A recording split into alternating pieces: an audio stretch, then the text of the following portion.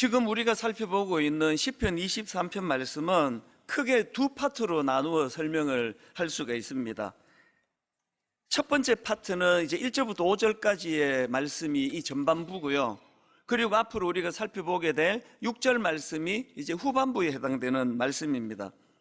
전반부인 1절부터 5절까지는 이제 과거에서부터 오늘 이 시간까지 지금까지의 우리의 삶을 정리한 것, 이게 1절부터 5절까지의 말씀이라면 이제 앞으로 살펴보게 될 6절 말씀은 미래에 대한 소망을 노래하고 있다, 이렇게 설명을 드릴 수가 있습니다. 이런 맥락으로 보면 이제 오늘 살펴볼 5절 말씀 맨 끝에 나오는 내 잔이 넘치나이다, 이 한마디가 1절부터 5절까지인 태어나서 지금까지의 우리의 삶 전부를 요약하는 그 한마디로 그렇게 설명을 드릴 수가 있습니다. 5절을 보십시오. 주께서 내 원수의 목전에서 내게 상을 차려주시고 기름을 내 머리에 부으셨으니 내 잔이 넘치나이다. 사실 저도 가끔씩 이 시편 23편을 가지고 기도할 때가 있는데요, 하나님, 제 삶에 이 전반부인 1절부터 5절까지에서의 결론 말씀인 내 잔이 넘치나이다, 이것이 태어나서 지금까지의 저의 삶의 요약이 되기를 원합니다. 그런가 하면은 거기다가 한마디 더 붙이는 거죠. 하나님, 6절에 나와 있는 이 말씀처럼요, 내 평생의 선하심과 인자하심이 반드시 나를 따르리니 내가 여호와의 집에 영원히 살리로다. 하나님, 그저 눈에 보이는 땅의 것만 집착하는 그런 인생이 아니라 영원한 하나님 나라, 그 나라를 갈망하면서 사는 그런 인생이 되기를 원합니다. 그런 기도가 이제 두 가지 우리가 드려야 되는 기도라는 거죠. 근데 여러분, 여기서 지금 다윗이 자기 삶을 내 잔이 넘치나이다, 이렇게 그 풍성함으로, 풍요로움으로 자기 인생을 고백할 수 있었던 것은요, 고난이 없어서가 아니라는 건 다 아시잖아요. 어려움 중에, 고난 중에 절대 권력을 가진 권력자가 자기를 이유 없이 죽이려고 하는 그런 상황, 그런가 하면은 자식이라는 그 압살롬, 그 자식이라는 녀석이 그 권력에 눈이 어두워 아버지 목에 칼을 겨누는 이런 절망적인 아픔도 그가 경험했지만, 그럼에도 불구하고 내 잔이 넘치나이다, 이렇게 고백했던 것은 그게 혼자 걷는 인생이 아니었다는 겁니다. 그래서 맨 먼저 나오는 그의 그 하나님과의 관계 설정이요, 여호와가 나의 목자가 되신다. 이 관계 설정 속에는 지나온 자기 삶을 깨달은 거거든요. 참, 나는 강한 것 같은데 여리고, 나는 내 힘으로 내 인생을 살 것 같은데 그렇게 살 수 없는 그런 존재임을, 그래서 내 인생은 여호와가 나의 목자가 되신다. 자기가 양을 기르면서 이 양은 목자인 내 도움 없이는 하루도 살 수 없는 존재구나, 이와 똑같이 하나님이 내 인생의 목자가 되어 주심으로, 그래서 비록 굴곡이 많고 험난하고 어려운 삶이라 할지라도 내 인생에서 참 내 삶을 돌아보면서 내 잔이 넘치나이다, 이렇게 고백하게 되기를 원합니다. 이게 이 시편 23편의 전반부의 총정리의 말씀이라고 그렇게 설명을 드릴 수가 있습니다. 근데 여러분, 이런 의미에서 오늘 본문에서 우리가 주목해야 될 표현이 하나 있는데요, 그 5절 중반쯤 나오는 기름을 내 머리에 부으셨으니예요. 자, 5절을 보십시오. 주께서 내 원수의 목전에서 내게 상을 차려주시고 기름을 내 머리에 부으셨으니 내 잔이 넘치나이다. 여기 나오는 그 기름을 머리에 부으셨다는 이 표현은요, 여러 가지로 설명을 드릴 수가 있습니다. 예를 들면은 이 구약에서 이 기름 부으심과 연관이 있는 그 왕, 또 제사장, 선지자, 이 삼중직을 가지고 이 기름 부으심을 설명할 수도 있고요. 또 신약으로 와서 예수 그리스도의 기름 부으심을 가지고 이 5절에 나오는 기름을 내 머리에 부으셨으니, 이렇게 설명을 할 수가 있는데요, 그런데 저는 오늘 이 시편 23편의 전체 맥락 가운데 이 기름 부으심의 의미를 이제 한 두 가지로 정리를 좀 해드리려고 합니다. 여기 나와 있는 기름을 내 머리에 부으셨으니 내 잔이 넘치나이다, 이 기름을 내 머리에 부으셨으니 이 표현은요, 첫 번째로는 이런 의미입니다. 지금 자기 자신을 향한 하나님의 환대, 이것에 대한 감격을 이렇게 표현한 겁니다. 그 당시 고대 근동 사회나 또 문화적으로는 이 잔치 같은 것을 벌일 때에, 그리고 또 손님들에게 특별한 환대를 표현할 때 손님 머리에 기름을 부어주는 관습이 있었다는 것입니다. 지금 다윗이 그 당시에 문화를 차용을 해서 하나님께서 자기 머리에 기름을 부어주셨다. 그 바로 앞에 지난주 우리가 살펴보지 않았습니까? 그런가 하면은 두 번째로 이 기름을 머리에 부으셨으니 이 표현의 의미가 하나 더 있는데요, 당시에 이 기름이 치유의 용도로 사용되는 것이었다는 겁니다. 그러니까 4절 보십시오. 내가 사망이 엄침한 골짜기로 다닐지라도, 이게 나오지 않습니까? 그리고는 5절에 기름으로 머리에 부으셨다. 이 말은요, 이 양으로 치더라도요, 그 죽음이 드리워진 그런 험난한 골짜기를 지나면 양이 많이 다치잖아요. 돌뿌리에 차여 발굽이 부러지기도 하고, 그런가 하면은 또 살찜이 뜯겨지기도 하고, 많은 짐승들이 그렇듯이 이 양이 골짜기를 지나면서 상처를 받는단 말이죠. 그리고 또 이 23편을 기록한 다윗 자신의 삶에 빗대어 가지고 이 말씀을 우리가 살펴봐도요, 얼마나 많은 상처를 받고 다윗이 살았습니까? 그 악한 사울 왕의 이유를 알면은 억울하지는 않죠. 자기를 위하여 물맷돌로 골리앗 물려준 죄밖에 없는데, 그런 자기를 끊임없이 죽이려고 달려드는 그 악한 왕 앞에서 그 상처는 말로 다 못할 거예요. 죽고 싶었을 거예요. 그리고 여러분, 저도 아버지지만요, 그 아들이 권력 때문에 아버지 목에 칼을 들이대는 이런 일을 겪었다 한다면 다윗 입장에서 살고 싶지 않은 거죠. 그런 절망적인 상황으로 상처가 많았던 다윗인데, 그가 뭐라고 노래합니까? 원수의 목전에서 이 잔치상을 차려주시고 그 머리에 기름을 부어요. 치유예요, 치유. 매일마다 이런 치유가 다윗에게 일어났기 때문에 늘 그가 새롭게 일어날 수 있는 거예요. 그 아들 압살롬이 쿠데타를 일으킬 때, 반역을 일으킬 때 도망가던 그 내용, 그것을 가지고 쓴 시가 시편 3편이에요. 지금 다윗이 얼마나 위축되고 또 상처가 많은지 한번 느껴보십시오. 자, 시편 3편 1절 2절입니다. 여호와여, 나의 대적이 어찌 그리 많은지요. 일어나 나를 치는 자가 많으니이다. 많은 사람이 나를 대적하여 말하기를 그는 하나님께 구원을 받지 못한다 하나이다. 여러분, 그 당시에 지금 이 왕이었던 그가 아들의 그 반역으로 도망을 가는 거예요. 여러분, 이 백성이라는 거는요, 그때나 지금이나 참 간사한 존재예요. 누가 힘이 있나? 이 아버지가 힘이 있더니 이제 힘이, 권력이 아들에게로 가네? 수많은 백성들이 압살롬 쪽으로 기울고 있는 상황이에요. 그리고는 참 도망가고 있는, 등에다 대고 말로 다 할 수 없는 그런 상한 말을 쏟아놓는 거 아닙니까? 아이고, 하나님 잘 믿는 건 지 혼자 잘 믿는 것처럼 그러더니 하나님이 도와주시나? 지금 저러고 있는 저게 믿음이 좋은 사람이야? 저게 복된 인생이야? 이게 지금 2절에서 나오는 피력이에요. 많은 사람이 나를 대적하여 말하기를 그는 하나님께 구원을 받지 못한다 하나이다. 읽으니까 참 마음이 아파요. 그런데요, 너무나 상처를 표현하고 있는 1절 2절인데 어찌된 영문인지 3절이 맥락도 없이 그냥 확 달라져요. 자, 3절을 보십시오. 여호와여, 주는 나의 방패시요 나의 영광이시요 나의 머리를 드시는 자이시니이다. 이게 1절 2절하고 3절을 떼서 읽으면요, 이게 지금 같은 3장에서 나온 거라는 걸 우리가 아마 이게 다 다른 장일 거야 그럴 거예요. 완전히 다른 지금 자신감을 피력하고 있거든요.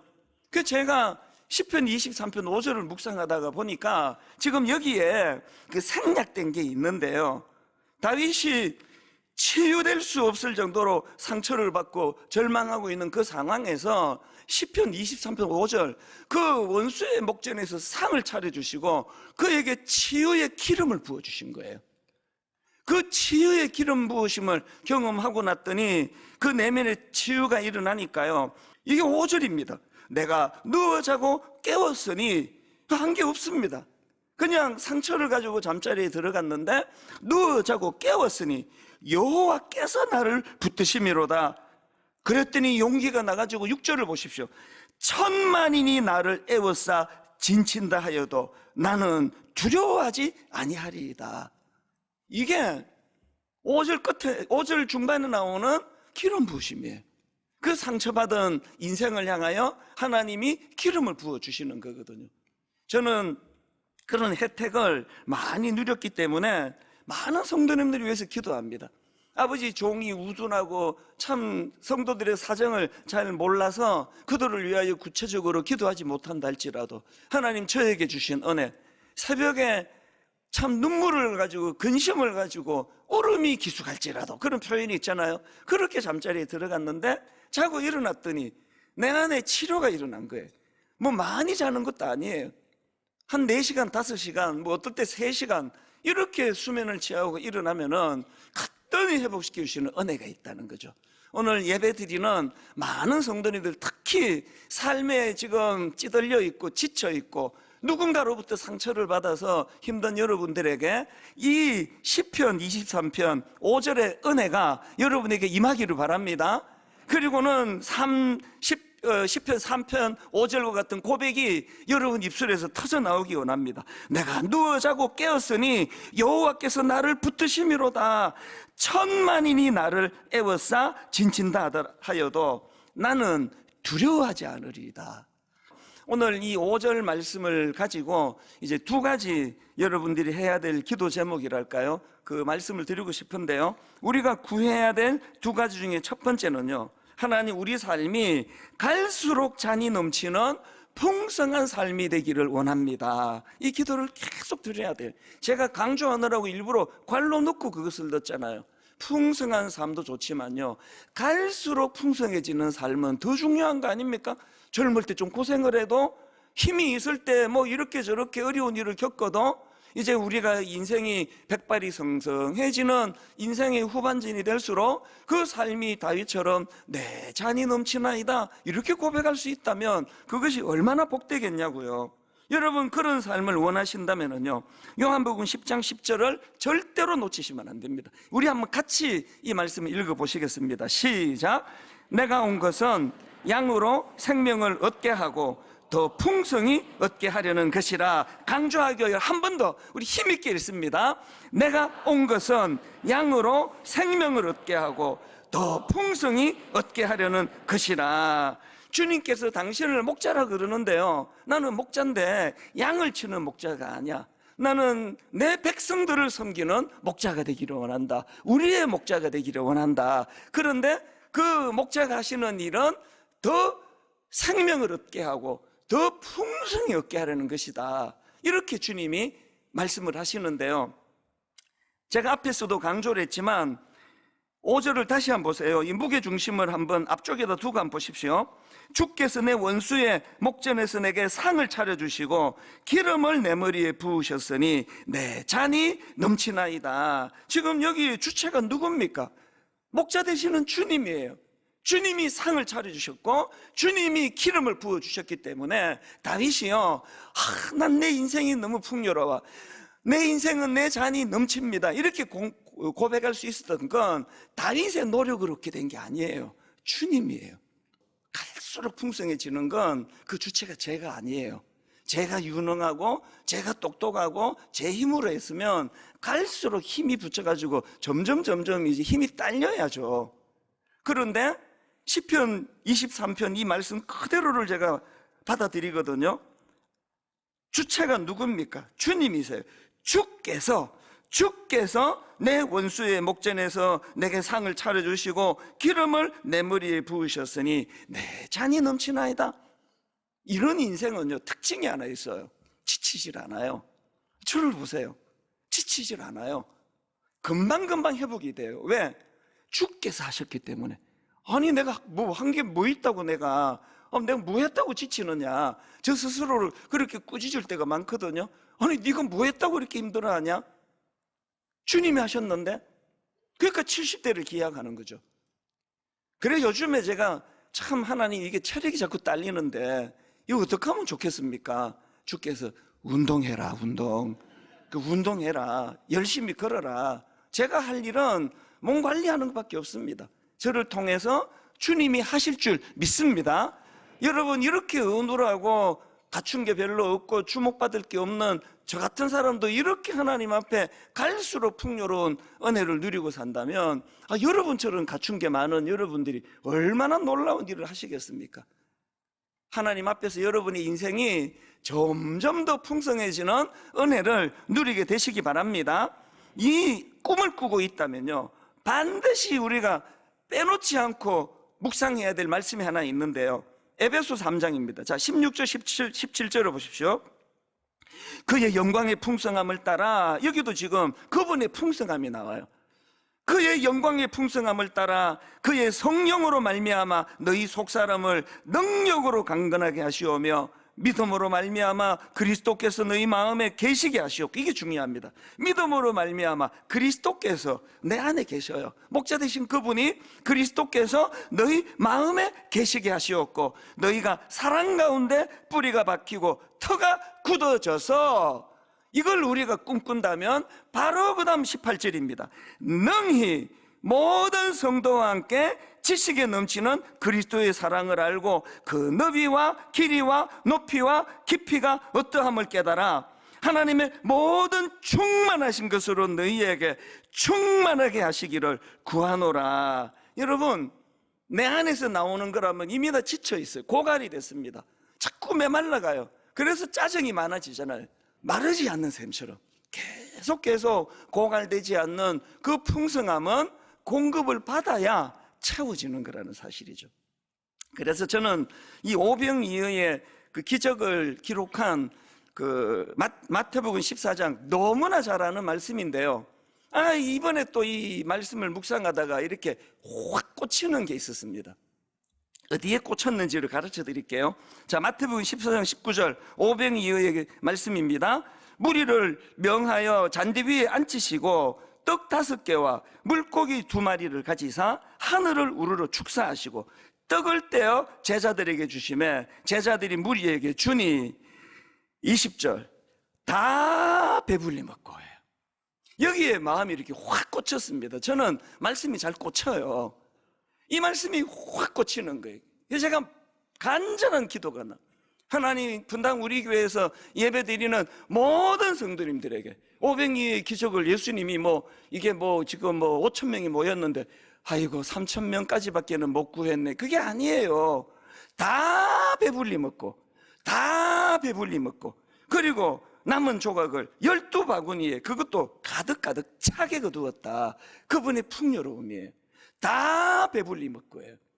오늘 예배 드리는 모든 성도들이 한 분도 예외 없이 영적으로 고갈된 상태로 오신 여러분, 다 배불리 먹는 시간이 되기를 바랍니다. 다 배불리 먹고예요. 그래서 저는 요즘에 제가 지금 여러분 설교자로 선 지가요 지금 35년 차예요, 횟수로. 근데 새삼 기도해요. 하나님, 설교 좀 잘하게 해주세요. 아버지, 설교 좀 잘하게 해주세요. 지금 지친 우리 성도님들에게 원수의 목전에서 밥상을 차려준다면 제가 요리사 아닙니까? 하나님, 지금 상을 차려주는 요리사로 제가 그 좋은 하나님의 재료를 가지고 맛없는 설교를 하면 되겠습니까? 맛있는 설교하기 원합니다. 설교도 제가 어떻게 해서든 좀 어떻게 더 잘할 수 있을까? 어떻게 설교를 더 잘해서 다 배불리 먹고, 우리 기도 제목으로 삼자고요. 예배 드릴 때마다 다 배불리 먹고. 여러분, 다윗이요 그 원수 사울을 죽일 기회가 2번이 있었잖아요. 그래서 2번 다 안 죽여요. 하나님이 하실 일이다, 내가 관여할 거 아니다, 그런 여유로움을 가지고 2번 다 안 죽여요. 저는 이렇게 생각해요. 왜 그 상황에서 원수를 죽이지 않을 수 있었나? 그 여유가 어디서 나왔나? 그러니까 배가 불러서, 영적으로 배불리 먹어서 그래요. 하나님께서 원수의 목전에서 잔치상을 차려주시고 그 상한 마음을 기름으로 치유해 주시고, 그래서 내 잔이 넘치나이다. 너무나 풍요로우니까 그 원수를 맞닥뜨릴 때도 용서할 수 있는 여유가 거기서 생기거든요. 여러분, 이런 삶의 풍요로움으로 여러분의 삶이 여유로워지기를 주님 이름으로 축원합니다. 이게 첫 번째고요. 그런가 하면은 두 번째로 우리가 구해야 될 게 있는데요, 우리가 넘친단 말이죠. 내 잔이 넘치나이다. 그러면 그것을 가두어 두지 말고 그 넘쳐서 풍성히 누리고 그걸 흘려보내는 거예요. 두 번째는 우리가 구해야 돼. 하나님, 내 인생이 넘쳐서 흘려보내는 삶이 되기를 원합니다. 누가복음 12장 48절입니다. 무릇 많이 받은 자에게는 많이 요구할 것이요. 우리 삶 가운데 여러분, 풍성한 은혜를 주셨다면, 그것이 흘러 넘친다면 내가 먼저 그것을 누리고 그리고는 흘려보내야 돼요. 그러니까 주님이 성경에서 주신 사도행전 20장 35절 말씀이요, 범사에 여러분에게 모본을 보여준 바와 같이 수고하여 약한 사람들을 돕고 또 주 예수께서 친히 말씀하신 바, 이게 중요하니까요, 누가 말했는지 출처를 밝히잖아요. 너무 중요하니까. 또 주 예수께서 친히 말씀하신 바, 주는 것이 받는 것보다 복이 있다 하심을 기억하여야 할지니라. 신앙생활은요, 내 잔이 넘치는 것으로 끝나지 않아요. 신앙생활은 주는 것이 받는 것보다 진짜 복이 있네, 이걸 경험하는 데까지예요. 오늘은 이제 이 넘쳐서 흘려보내는 삶을 이렇게 정리하고 말씀을 마치려고 하는데요, 여러분, 우리가 이제 넘쳐야 돼요. 많이 은혜를 받고 풍성해져야 돼요. 그리고 흘려보내야 될 곳이 참 많은데요, 그 중에 오늘은 딱 한 가지만, 어디로 흘려보내야 되느냐, 다음 세대로 보내야 돼요. 우리 자녀들에게 흘려보내야 돼요. 여러분, 모두가 다 동의하시겠지만 저는 참 부모 잘 만나가지고 우리 부모님의 넘치도록 기도하신 기도 열매로 저는 사는 사람이에요. 제가 무슨 남다른 영성이 뛰어나기를 하겠습니까? 제가 무슨 IQ가 그렇게 남다르게 뛰어나기를 하겠습니까? 제가 외모가 다른 사람에 비해서 탁월하기를 이거 설명 안 해도 되고, 어떤 것도 저는 두드러지는 게 없는 사람인데 부모가 저에게 흘려보내주시는 복을 지금까지 누리고 살아요. 그래서 옛날에 우리 집 아이들이 다 어릴 때요, 얘들이 깊이 잠들었을 때 한 번씩 문을 열고 그 이불을 고쳐주면서 어떨 때는 굉장히 심란한 생각이 들 때가 많았습니다. 나는 내 윗대 부모님으로부터 이렇게 흘려 넘치는 복을 받아 누려서 이렇게 살고 있는데, 과연 나는 내 부모님이 저에게 물려주신 이 넘치도록 흘려보내주시는 은혜를 우리 아이들에게 반의 반이라도 내가 이것을 흘려보낼 수 있을까? 그 자녀들을 위하여 기도하면 그런 면에서는 머리가 복잡해지는 거거든요. 여러분, 우리가 은혜 반드시 받아야 되는 이유, 오늘 우리 기성세대가 넘치도록 잔이 넘쳐야 되는 그런 이유는 우리 다음 세대에 흘려보내기 위해서예요. 내 아들에게, 내 딸에게 충분히 흘려보내고도 또 넘쳐야 이제 내년에 우리가 꿈꾸고 있는 분당 우리 교회 다음 세대를 위하여, 우리 3040 우리 젊은 세대를 위하여, 우리 대학생들을 위하여, 우리 청년들을 위하여, 우리 어린 영아부 금방 태어난 갓난 아기부터 시작해서 우리 중등부 고등부에 이르기까지 우리 기성세대가 누리고 있는 이 은혜의 물꼬를 그들에게 흘려보내야 된다는 것입니다. 저 다시 말씀드립니다. 이제 제 남은 임기 동안에 다음 세대 살리는 일에 전력할 것입니다. 대학도 살릴 거예요. 청년부 살아날 것입니다. 우리 주일학교가 수많은 교사들과 함께 꿈꾸는 그런 아름다운 공동체가 될 것입니다. 그래서 여러분, 들어올 때 나누어 드렸던 그 브로셔를 잘 보시고, 하나님 앞에서 우리가 아버지, 제가 드릴 게 없어서 이 시간을 우리 자녀들을 위해서 드립니다. 마당으로 나가셔서 우리 교사들의 참 눈물 나는 그 섬김을 여러분 보시고요, 많이 교사로 내년에 세워주시고, 그래서 오늘 결론 이렇게 맺기를 원해요. 이제 예수 그리스도가 이 땅에 이제 성탄절 2주밖에 안 남았는데요. 가장 가난한 모습으로, 가장 연약한 모습으로 오셨어요. 마국간에서 나신 그분이 십자가로 인생을 마무리하는 그 과정에서 우리에게 주시고자 한 거는 생명이에요. 풍성한 생명이에요. 그 은혜를 우리가 누리고, 그래서 고갈돼 가던 내 인생의 잔이 주님의 은혜로 풍성히 채워짐으로 내 잔이 넘치나이다. 누군가에게 여기서 흘려보내는 가치 있는 삶을 추구하는 믿음의 성도님들 되시기 바랍니다.